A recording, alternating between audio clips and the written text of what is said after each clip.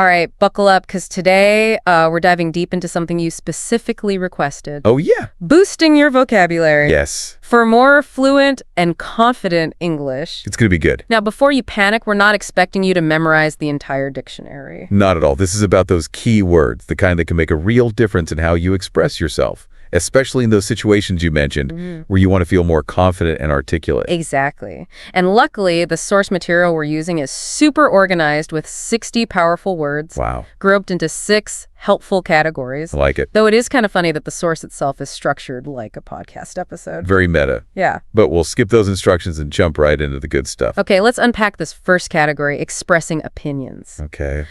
The first word that jumps out at me is concur. Ooh. It just sounds so much more decisive than a plain old I agree, you know?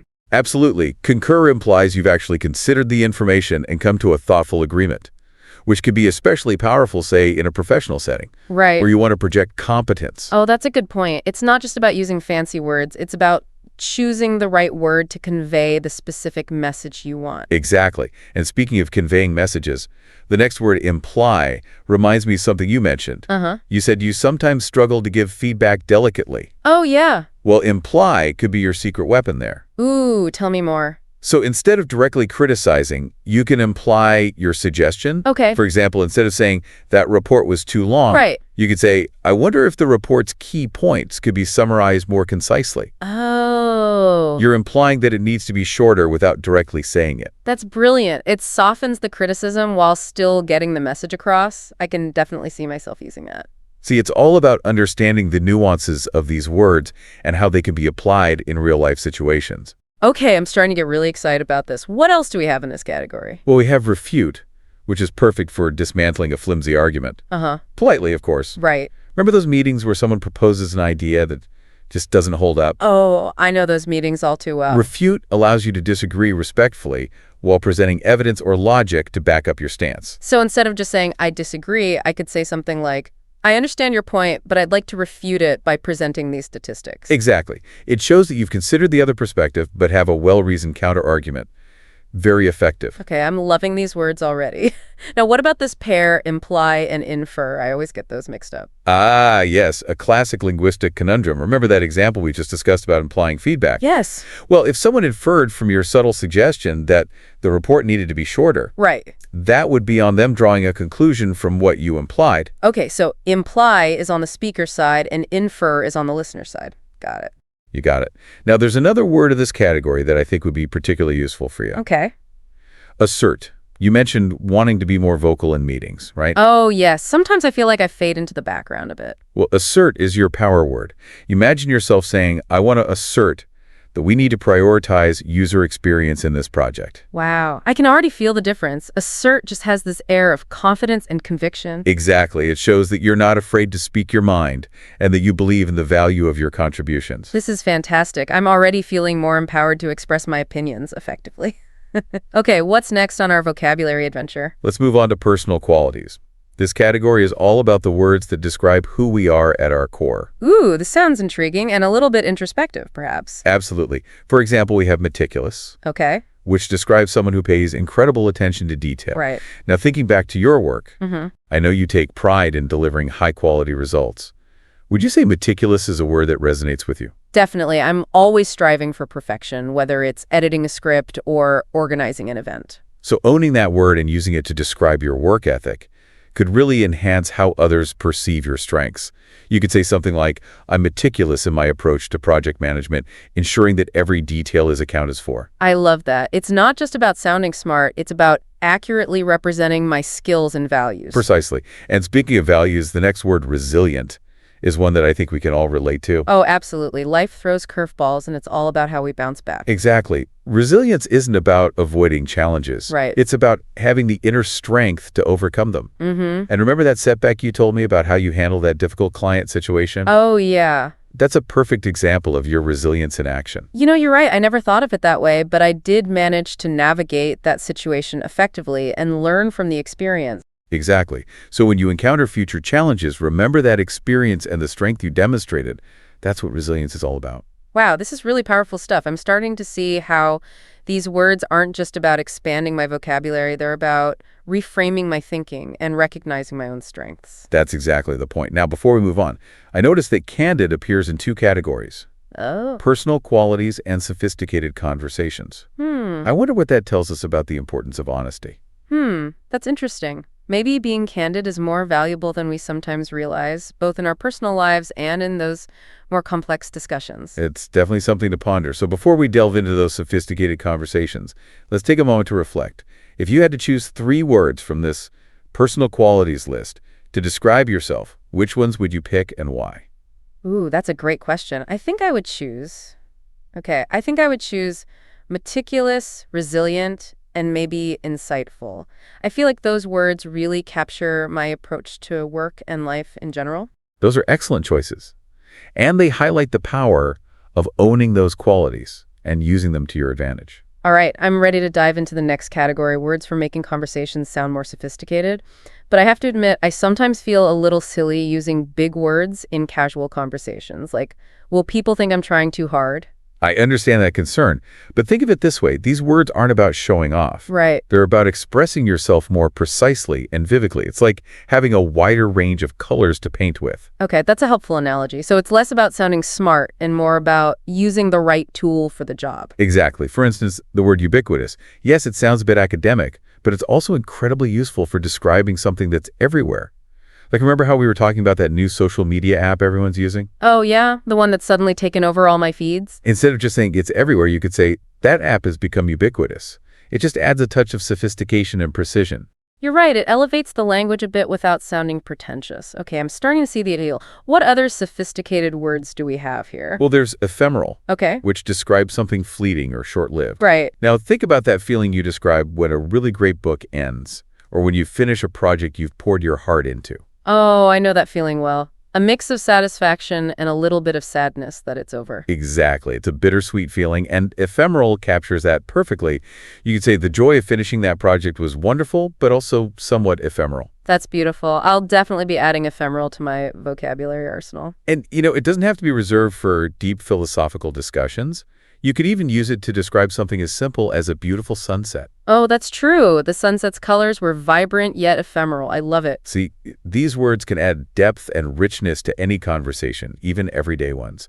Now, what about notorious? It's a fun one. Ooh, yes. It's like that restaurant is notorious for its terrible service, or that politician is notorious for flip-flopping on issues. Exactly. It conveys a sense of infamy or bad reputation, adding a little bit of spice to your storytelling. Okay, I'm ready to move on to the next category, words for work and professional settings. I'll be honest, I initially thought I could skip this section since I'm not in a super corporate environment. That's a common misconception. While these words might be frequently used in offices, understanding them can be valuable in any setting where you're collaborating with others. You're right. For example, delegation. It's not just about bosses assigning tasks. It's about effectively distributing responsibilities in any group project, even planning a volunteer event or a community initiative. Exactly. Understanding delegation can help you be a more effective leader even in informal settings. And then there's facilitate, which is such a useful word for anyone who wants to help things run smoothly. Oh, I love facilitate. It's like I want to facilitate a brainstorming session where everyone feels comfortable sharing their ideas. Exactly. It implies a sense of guidance and support, creating an environment where everyone can contribute effectively. Now, I know you mentioned sometimes feeling overwhelmed by group projects.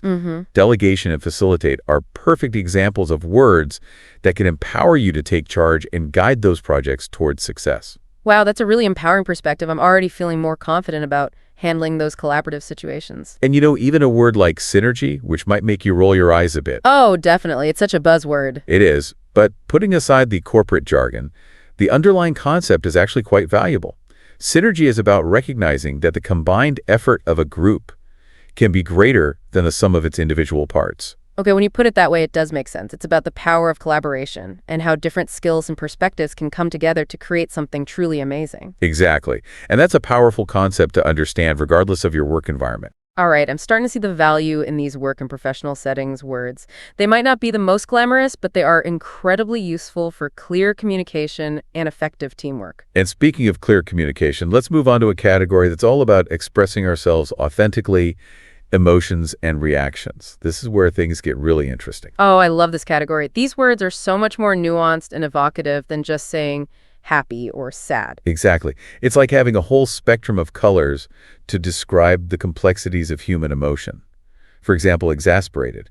It perfectly captures that feeling of utter frustration and annoyance, like when you're dealing with a never-ending queue or a computer that just won't cooperate. Oh, tell me about it. I felt that way just this morning when I was trying to book a flight online and the website kept crashing. I can imagine it's much more specific and vivid than just saying annoyed, right? Absolutely. And then there's elated. It's not just happy, it's a feeling of pure joy and exhilaration, like when you achieve a long-awaited goal or receive wonderful news. Exactly. And what's interesting is that understanding a wider range of emotion words can actually help us to better regulate our own emotions. Oh, how so? When we can accurately label our emotions, we can start to understand the triggers that cause them and develop strategies for coping with challenging situations. That's so true. If I can pinpoint exactly what I'm feeling, it's easier to figure out how to address the issue or shift my mindset. It's like having a roadmap for my own emotional well-being. Exactly. It's about becoming more emotionally intelligent, both in understanding ourselves and in empathizing with others. Okay, this is fascinating. So it's not just about expressing ourselves, it's about understanding the emotions behind the words. Precisely. And speaking of understanding, how are you feeling right now? Let me see. I think I'm feeling a mix of intrigued and inspired. This deep dive is really opening my eyes to the power of language. That's wonderful to hear, and it's a perfect example of how expanding our vocabulary can enhance our self-awareness and emotional intelligence. All right, I'm excited to explore our final category, words for everyday conversations. These are the words we use all the time, but maybe we could be using them more effectively. Exactly. It's about refining our everyday language to express ourselves with greater clarity and impact. For example, the word tedious. We all have those tasks or activities that we find boring and repetitive. Oh, absolutely. Filing paperwork, cleaning the bathroom, waiting on hold. The list goes on. Exactly. But instead of just saying, ugh, this is so boring, you could say, this paperwork is incredibly tedious. It just adds a touch of eloquence to your complaint. Huh, I love that. It's like elevating the art of complaining. Precisely. And then we have substantial. Okay. Which is a word you can use to describe something significant or meaningful. Right. It could be a substantial meal, a substantial accomplishment, or even a substantial improvement in your communication skills. Ooh, I like that. It adds a sense of weight and importance. Exactly. And finally, we have inevitable, which is a great word to use when discussing trends or events that seem certain to happen. Like, it's inevitable that technology will continue to advance at a rapid pace, or it's inevitable that this cake will be devoured in minutes. Huh. Both excellent examples. You know, I'm really impressed with how versatile these everyday conversations words are. They might seem simple at first glance, but they can add so much depth and nuance to our everyday language. Exactly. It's all about choosing the right words to convey our thoughts and feelings with precision and clarity. And remember, this deep dive is just the beginning of your vocabulary journey. That's right. It's about continually exploring language, experimenting with new words, and finding those hidden gems that allow us to express ourselves more authentically and effectively. And who knows, maybe one day you'll be the one casually dropping ephemeral and ubiquitous into everyday conversations, leaving everyone in awe of your eloquence. Huh, I wouldn't mind that, but seriously, this has been such an eye-opening experience. I'm feeling inspired to pay more attention to my language and to embrace the power of words. That's fantastic. And remember, the journey of language exploration is a lifelong adventure. There's always something new to learn, and the possibilities for expression are endless. You know, as we wrap up this deep dive into powerful vocabulary, Right. I think it's important to remember that this isn't just about sounding smarter. Absolutely, it's about so much more than that. Right. We've talked about how the right words can help you be more persuasive in meetings, Yes. give feedback more delicately, even navigate those tricky group projects you mentioned. Precisely. A richer vocabulary is like having a sharper set of tools. It allows you to express yourself with more nuance and precision, whether you're writing an email, Right. giving a presentation, Right. or just having a casual conversation. It's like the difference between using a bull knife and a razor-sharp one. Oh, You can still get the job done with the dull knife, but the sharp one makes it so much easier and the results are so much cleaner. I love that analogy. And just like with any skill building, a strong vocabulary takes practice. Totally, but it's not about memorizing a bunch of fancy words and then awkwardly shoehorning them into every sentence. Definitely not. It's about understanding the subtle shades of meaning, the context in which certain words are most effective, Right. and then using them in a way that feels natural and authentic to you. So it's not just about the quantity of words we know, it's about the quality of our understanding and how we use them. Exactly. And that's where the real power lies. So, dear listener, as we wrap out this deep dive, Okay. we want to encourage you to embrace the journey of language exploration. Don't be afraid to pick up a dictionary, browse through a thesaurus, or even just pay close attention to the language used in books, articles, and conversations. And remember, even incorporating just one new word from this deep dive into your regular vocabulary can make a noticeable difference. It's like adding a new color to your palette, a new spice to your cooking, a new tool to your toolbox. And who knows, maybe you'll inspire someone else to start paying more attention to their own language. Exactly. And that's how we create a ripple effect, raising the level of communication and understanding for everyone. So with that in mind, we encourage you to go out there and experiment with your newfound vocabulary. Don't be afraid to make mistakes. Yes. To play with words and to discover the endless possibilities of expression. Because the power of language is within your grasp, and the journey of learning is one that never truly ends. That wraps up our deep dive into powerful English vocabulary. We hope you've enjoyed this exploration and that you'll continue to discover the magic and the power of word. Until next time, happy communicating.